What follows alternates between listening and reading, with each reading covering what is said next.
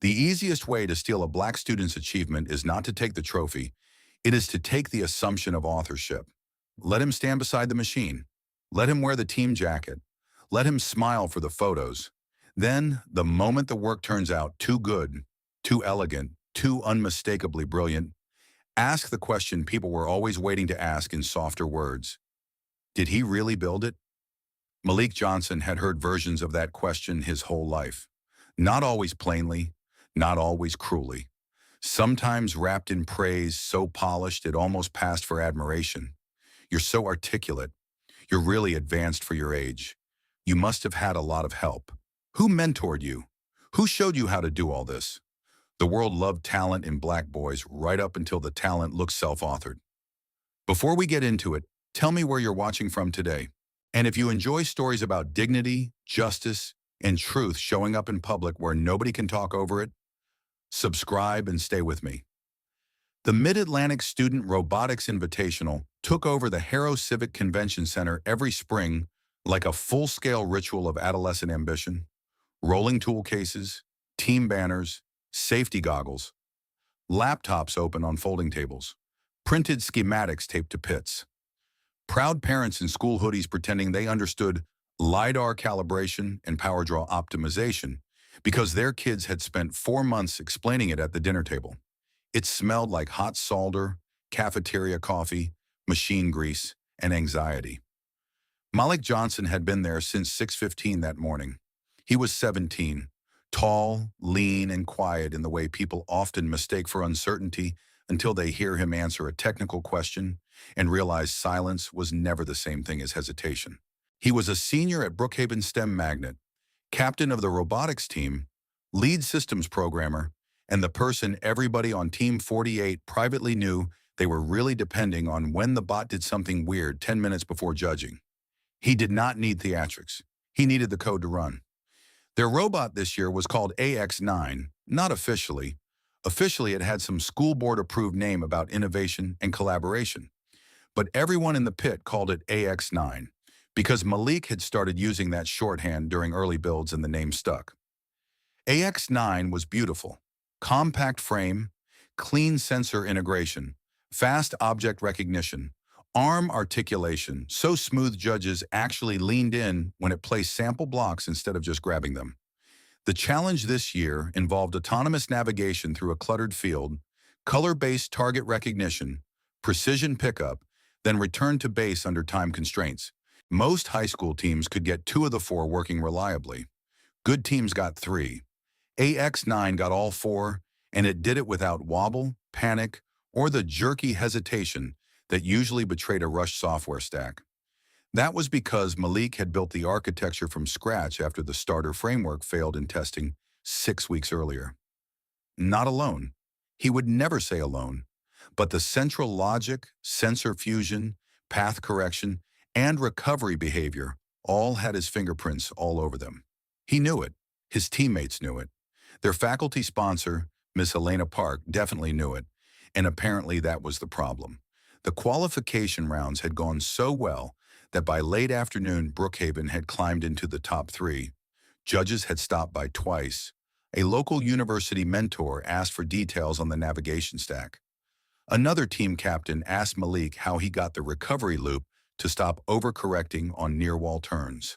Malik answered the same way he always did, clearly, without showing off.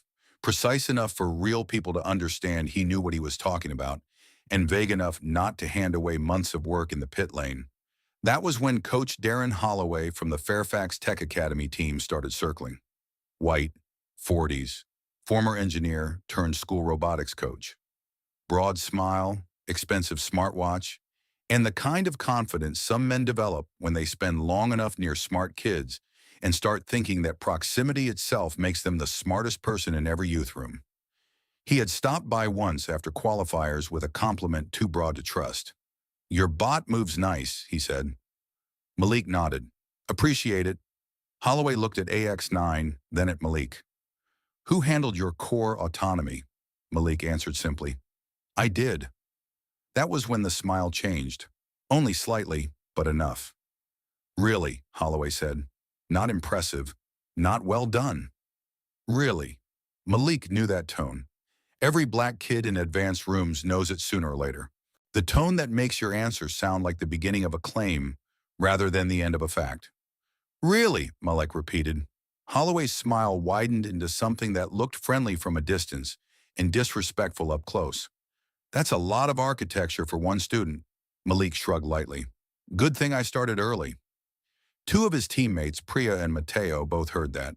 They looked at each other and then away, because they knew what shape the exchange had taken and also knew the competition floor was full of adults who would later say nobody had meant anything by it. That should have been the end of it. It wasn't. By 5:30 p.m., the semi-final demonstration round had drawn a bigger crowd. Coaches, judges, district reps, visiting alumni, parents half standing along the rails. AX9 ran its sequence almost perfectly. One tiny drift on the second turn, corrected in under a second. The robot identified target color, adjusted arm angle, completed pickup, avoided an obstacle cluster, and returned to base ahead of the buzzer. There was applause, real applause, not just for a school team, for engineering. Malik let himself smile then.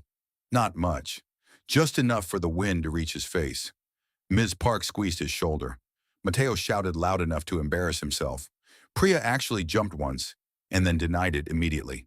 And across the floor, Darren Holloway was talking to one of the head judges. Malik saw it, so did Ms. Park. What is he doing? Priya asked. Ms. Park's mouth tightened. I don't know yet. She did, though, or enough.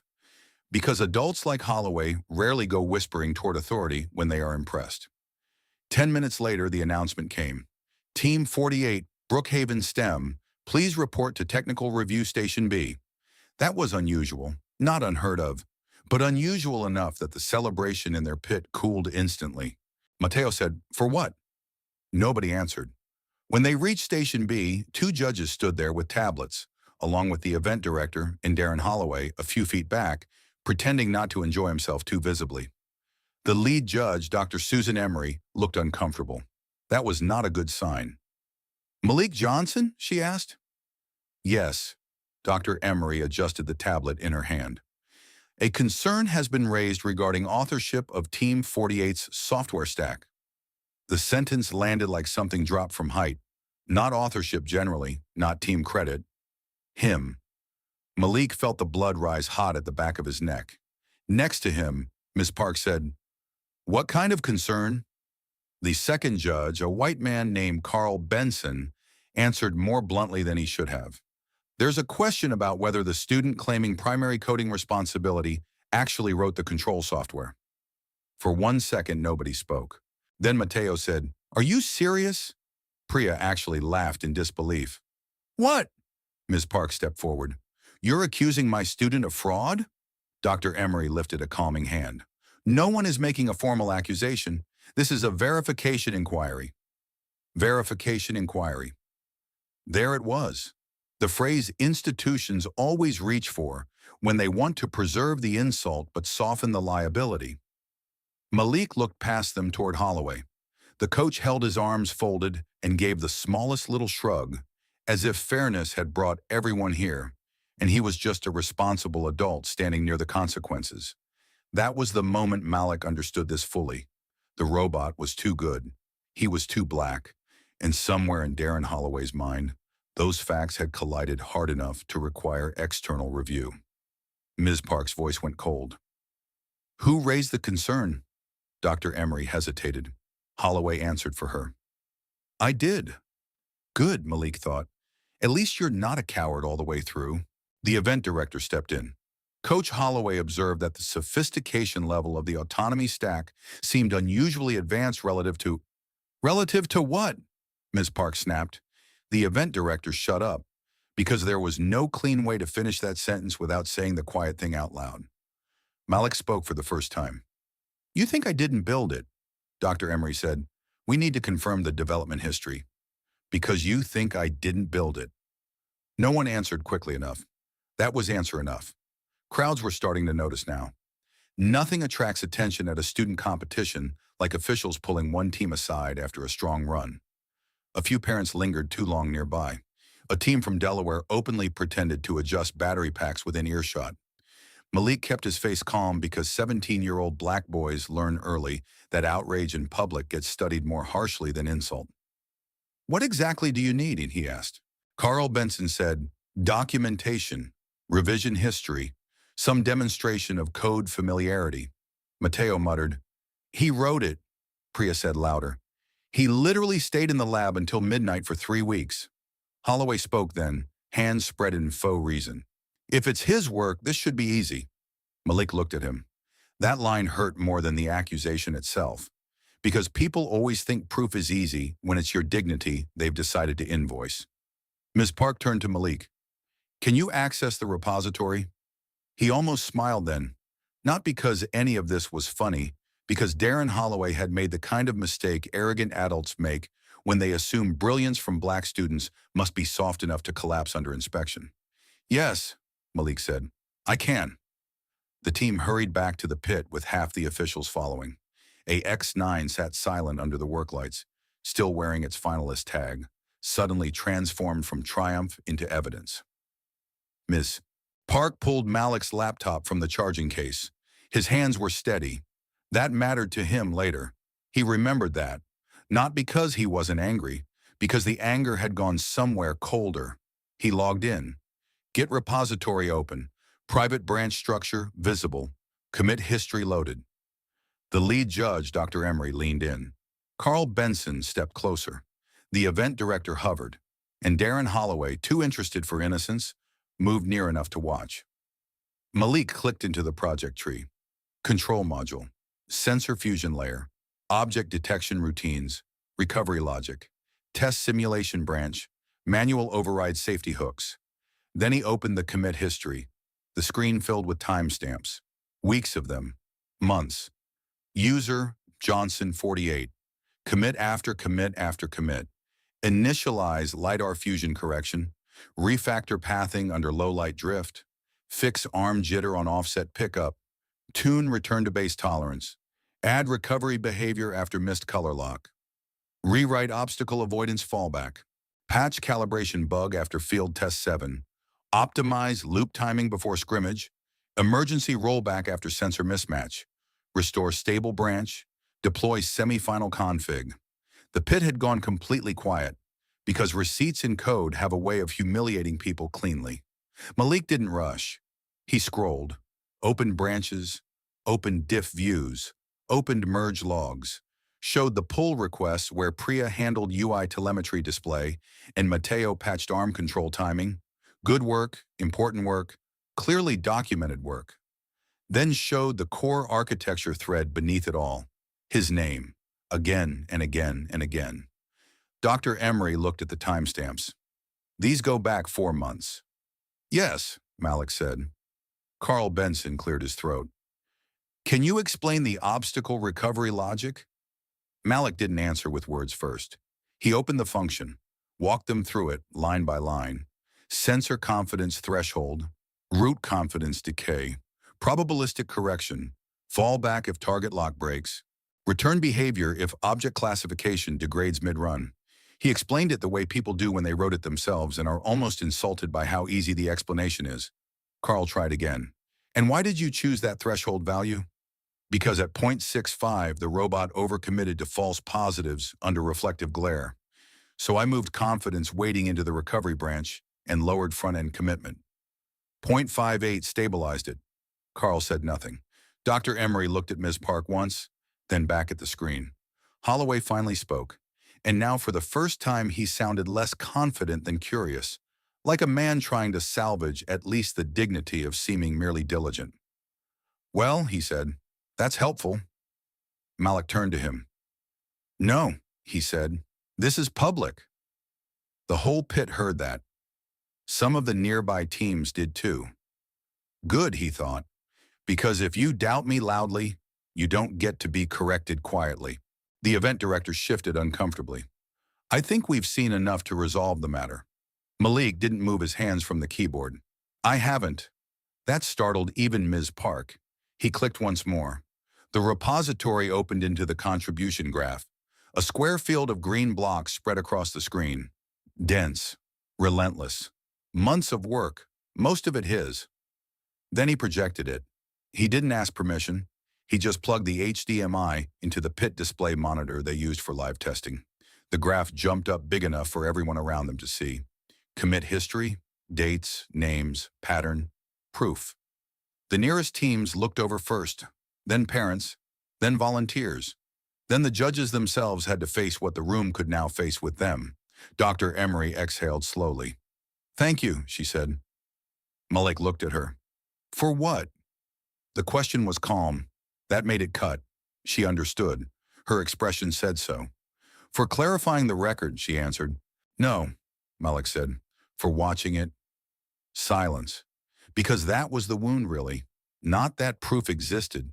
That proof had to be dragged out under fluorescent lights because his own word and work sitting right there inside the robot were not enough once a white coach suggested they shouldn't be. Ms. Park stepped beside him then, voice controlled but ice cold. "I want it stated clearly that Team 48 was delayed, and my student was singled out over a concern that had no basis in actual repository review." The event director nodded too fast. "Yes. And I want the coach who raised it," she said, turning to Holloway, "to explain what exactly made him think Malik couldn't have written this." Holloway looked around and found for the first time all day that the room no longer wanted him. Not one easy ally left. Not one comfortable laugh. Not one just asking questions, face still willing to help him.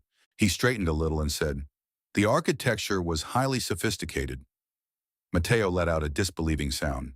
Priya actually rolled her eyes. Ms. Park didn't blink. "That is not an answer." Holloway's face tightened. "I was trying to preserve competition integrity." Malik looked at him and said the quietest sentence in the whole exchange. "No, you were trying to preserve your idea of who gets to be this good." Nobody spoke after that. They didn't need to, because once said plainly, the truth had nowhere left to go. Brookhaven was cleared immediately. The review notation was removed, and an hour later, Team 48 went on to win the Invitational. AX9 ran the championship round almost flawlessly. The crowd cheered. The trophy photos were taken. The announcer praised student innovation and technical excellence. And Malik stood there with the team, trophy in hand, knowing exactly how many people had needed the screen to tell them what they should have believed the first time he said, "I wrote it." After the ceremony, Dr. Emery found him near the loading dock where teams were packing crates and rolling carts toward the buses. "I owe you an apology," she said. Malik set down a coil of cable. "You owe me a better first instinct." She nodded once. That was honest enough to matter. Later, when the team was back on the bus and the trophy was belted awkwardly into a front seat like an honored but fragile passenger, Mateo leaned across the aisle and said, "You know that graph ruined that man's life for at least 6 months." Malik laughed for real then. "I hope the code survives." Priya from the row behind said, "I'm still stuck on impossible." "It wasn't impossible," Malik said. "No," she replied, "just inconvenient." That stayed with him, and maybe that was the truest version of the whole day. Not that they doubted him, that his success had become inconvenient to the stories other people preferred about talent, complexity, and who gets presumed to author something brilliant. The version most people would tell was simple. They said the black student didn't build the robot. The code repository opened on screen. He proved them wrong. But the deeper version was this. A black teenager did months of disciplined work and led his team to something exceptional. A white adult saw excellence that exceeded his comfort and called for verification instead of respect. Officials went along because suspicion always sounds more reasonable when directed at the wrong kid. And then the repository opened, commit by commit, branch by branch, graph by graph, until the same people who doubted him had to stand in front of a glowing screen and watch the history of his labor become too visible to deny. That is what prejudice often looks like in academic spaces. Not always open hostility, sometimes just a higher burden of proof. A faster path to suspicion. A willingness to ask black students for evidence nobody else would have had to display under a spotlight until the repository opens on screen. And then suddenly the real question is not whether he built the robot. It is why so many adults were ready to believe he didn't. If this story moved you, like the video, subscribe, and stay close. There are more stories like this one waiting.